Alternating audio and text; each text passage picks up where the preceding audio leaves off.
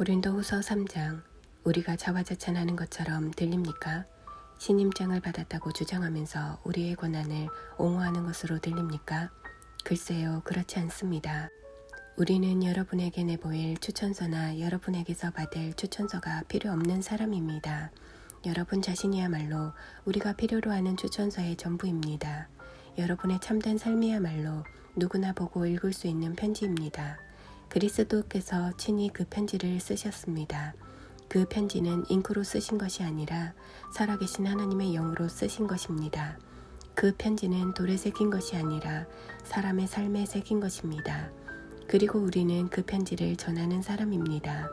우리는 이것을 전적으로 확신합니다.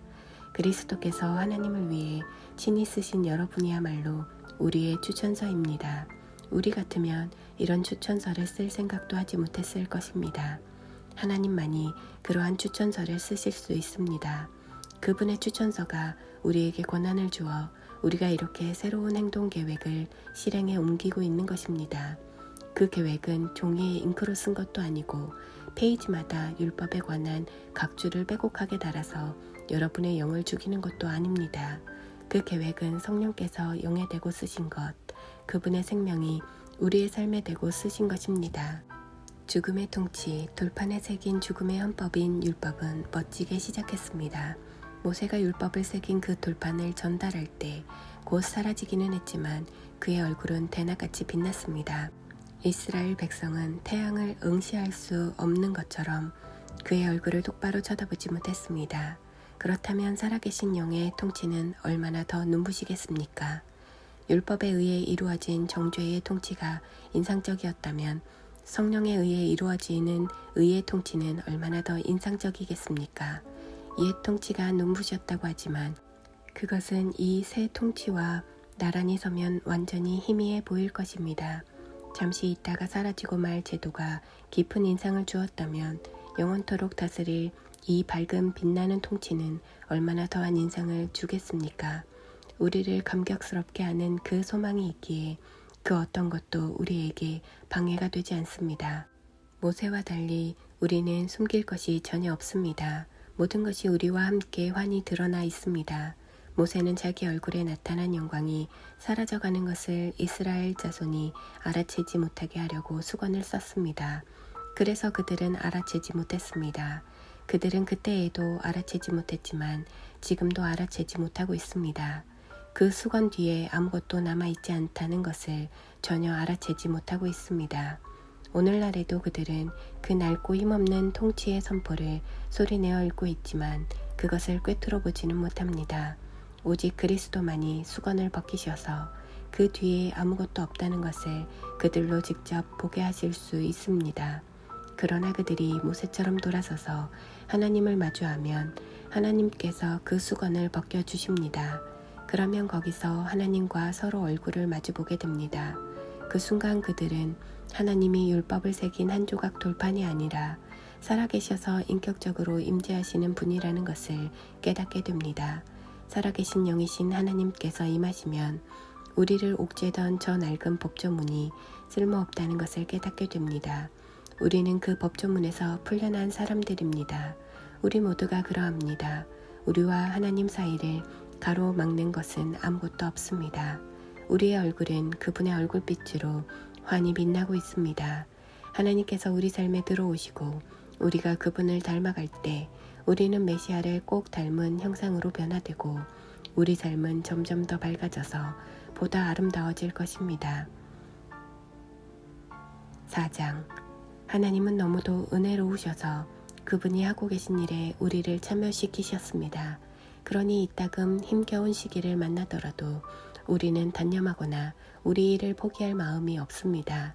우리는 가면을 쓰고 속이는 짓을 하지 않습니다. 술수를 쓰거나 배후에서 조작하는 짓도 하지 않습니다. 우리는 하나님의 말씀을 마음대로 왜곡하지도 않습니다. 오히려 우리가 행하고 말하는 모든 것을 사람들 앞에 훤히 드러내고 진리를 모두 공개하여 원하는 사람은 누구든지 보고 하나님 앞에서 스스로 판단할 수 있게 합니다. 우리의 메시지가 누군가의 눈에 보이지 않는다면 그것은 우리가 감추고 있어서가 아니라 그들이 잘못된 곳을 보거나 잘못된 길을 가면서 메시지에 주의를 기울이지 않기 때문입니다. 그들이 온통 관심을 갖는 것은 유행하는 어둠의 신뿐입니다. 그들은 자신들이 원하는 것을 그 신이 줄 수 있다고 생각합니다. 그들은 자신들이 보지 못하는 진리이신 분을 믿으려 하지 않습니다. 그들은 눈이 아주 멀어서 그리스도와 더불어 빛나는 메시지의 밝은 서광을 보지 못합니다. 그리스도께서는 우리가 장차 얻게 될 하나님의 형상을 가장 분명하게 보여주시는 분입니다. 기억하십시오. 우리가 전하는 메시지는 우리 자신에 관한 것이 아닙니다. 우리는 예수 그리스도를 주님으로 선포하고 있습니다. 현재의 우리는 모두 심부름꾼, 예수께서 보내셔서 여러분에게 달려가는 심부름꾼입니다. 이 일은 하나님께서 어둠을 밝혀라 하고 말씀하신 때부터 시작된 일입니다. 우리가 온통 밝고 아름다우신 그리스도의 얼굴에서 하나님을 보고 깨달은 순간 우리 삶은 빛으로 차올랐습니다. 여러분이 우리만 본다면 여러분은 그 밝은 빛을 놓치고 말 것입니다. 우리는 이 귀중한 메시지를 우리 일상의 삶이라는 수수한 질그릇에 담아가지고 다니기 때문입니다. 그것은 어느 누구도 비할 데 없는 하나님의 능력을 우리의 능력으로 혼동하지 않게 하려는 것입니다. 사실 그럴 가능성이 많지 않을 것입니다. 여러분도 알다시피 우리는 볼품없는 사람들이니까요. 우리가 고난에 둘러싸여 난타를 당했지만 사기를 잃지 않았습니다. 우리가 어찌할 바를 몰라도 우리가 알기로 하나님은 어찌해야 하는지 알고 계십니다. 우리가 영적으로 위협을 받았지만 하나님은 우리 곁을 떠나지 않으셨습니다. 우리가 넘어뜨림을 당했지만 꺾이지 않았습니다. 사람들은 예수께 한 일, 재판과 고문, 조롱과 살해를 우리에게도 그대로 하고 있습니다. 그러나 예수께서는 그들 가운데서 행하신 일을 우리 안에서도 행하고 계십니다. 그분은 살아계십니다.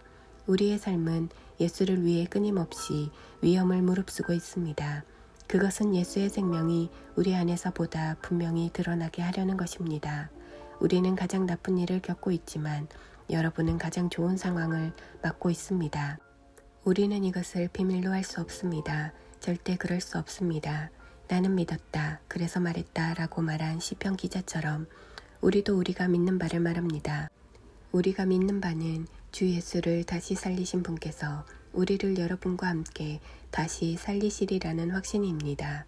이 모든 일은 여러분의 유익과 하나님의 영광을 위한 것입니다. 더욱 많은 은혜가 더욱 많은 사람들에게 퍼져서 더욱 많은 찬양이 있게 하려는 것입니다. 그러므로 우리는 포기하지 않습니다. 어찌 포기할 수 있겠습니까? 겉으로는 우리의 일이 실패로 끝나는 것처럼 보이지만 안에서는 하나님께서 단 하루도 빠짐없이 은혜를 펼치시며 새로운 생명을 창조하고 계십니다. 현재의 힘겨운 시기는 장차 다가올 복된 시기, 우리를 위해 마련된 성대한 잔치에 비하면 하찮은 것에 불과합니다. 눈에 보이는 것이 전부가 아닙니다.